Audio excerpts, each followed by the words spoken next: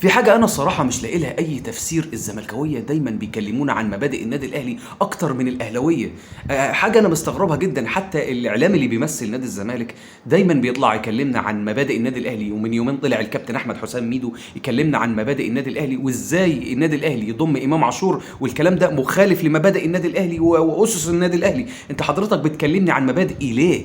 هو أنا حضرتك جيت طبقت مبادئي دي جيت طبقتها على نادي الزمالك او اي حد يخص نادي الزمالك؟ يعني مثلا الكابتن محمود عبد الرازق شيكابالا في الماضي مثلا لما جه شتم جمهور نادي الزمالك في المدرجات في ارض الملعب وهو خارج من الملعب، احنا جينا طبقنا مبادئ النادي الاهلي عليك. ده مش مره واحده، ده كذا مره محمود عبد الرازق شيكابالا كابتن نادي الزمالك التاريخي بيشتم جمهور نادي الزمالك اللي موجود في المدرج.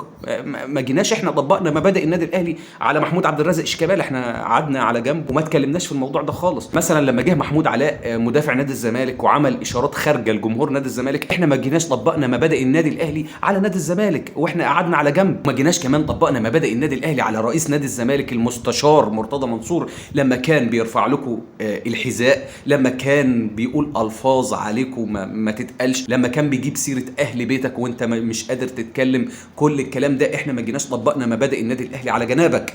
فانت حضرتك تيجي تكلمني عن مبادئ النادي الاهلي بمناسبه ايه؟ احنا امام عاشور اللي شتم النادي الاهلي قبل ما يجي النادي الاهلي وكان في نادي الزمالك وقتها وانت ما عاقبتوش، امام عاشور طلع في برنامج مع ميدو وهو بيعتذر للنادي الاهلي وجمهور النادي الاهلي واداره النادي الاهلي، وباين ان هو عاوز يبدا صفحه جديده مع الناس كلها، واحنا تقبلنا اعتذاره. ده شيء ما يخصكش خالص. عارف انت موجوع ليه؟ علشان احنا خدنا منك اهم لاعب في نادي الزمالك هو امام عاشور، مستقبل الكره المصريه، علشان كده انت اتوجعت. عارف احنا لو خدنا مثلا رؤى لاعب وسط نادي الزمالك وهو شتم النادي الاهلي، انت ما كنتش هتتكلم لانه لاعب يعني مع احترامي ليه امكانياته على قده. بس انت ليه بتتكلم بالحرقه دي واعلامك بيتكلم عن امام عاشور؟ وكل البرامج التلفزيونيه اللي بيمثلها زملكاويه مثلا زي ابراهيم عبد الجواد دايما بتلاقيه يقول لك هل امام عاشور اهلاوي ولا زملكاوي، ويفضلوا يصيروا اسئله كده كتير على امام عاشور.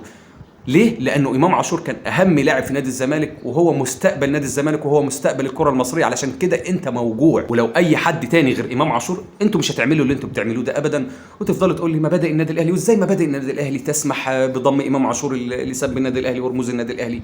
لا، الراجل اعتذر. هل شيكابالا اعتذر لما شتمك في ارض الملعب وشتم جمهورك اللي في ارض الملعب بدل المره 10؟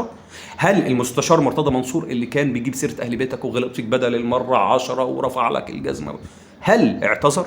ما اعتذرش.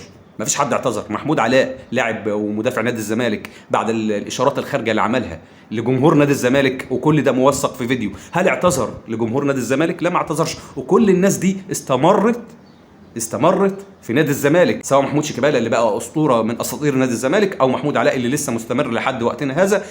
والمستشار مرتضى منصور جمهور الزمالك كان بيقول عليه الدكر والغول واللي بيجيب حق الزمالك.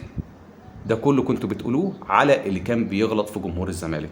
فما تجيش انت تديني دروس مجانيه عن المبادئ والاخلاق لانها اصلا براك.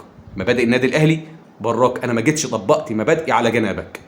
فاتمنى الاعلام اللي بيصير النقطه دي بلاش عشان الموضوع ايه، انت مش هتاكل معايا عيش، والله صدقني انت مش هتاكل معايا عيش.